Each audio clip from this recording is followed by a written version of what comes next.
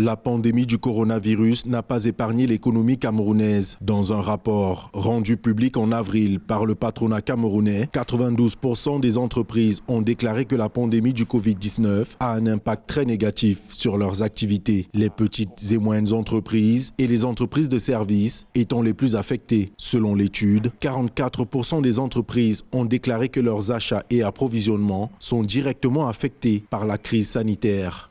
La relance passe d'abord par le maintien d'une activité minimale, la discipline budgétaire, ne pas s'enfoncer dans la spirale de l'endettement et ensuite mettre en place de manière efficace toutes les mesures, toutes les facilités qui ont été décidées par les très hautes autorités pour que les entreprises effectivement le ressentent. Et je pourrais ajouter un quatrième point. Il est très important que dans un contexte comme celui-ci, le dialogue public-privé se poursuive de manière sereine. Le coronavirus a également causé la chute des cours des matières premières sur le marché international, mais aussi une forte baisse des places boursières. Les projections des recettes budgétaires 2020 d'un montant de 4 850,50 milliards de francs CFA sont devenues irréalistes selon certains observateurs. De plus, suite à la chute du cours du baril de pétrole brut, le Cameroun devrait revoir à la baisse ses ambitions en termes de recettes pétrolières, établies initialement à 443 milliards de francs CFA pour 2020.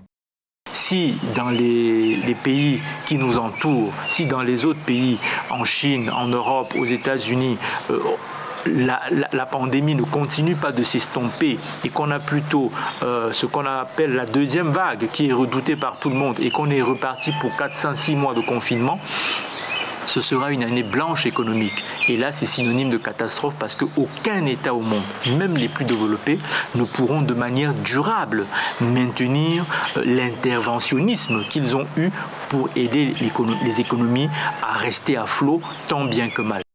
Selon le ministre camerounais des Finances, Louis-Paul Motazé, avec la diminution des échanges extérieurs, les importations vont elles aussi baisser, entraînant ainsi une baisse considérable des recettes douanières.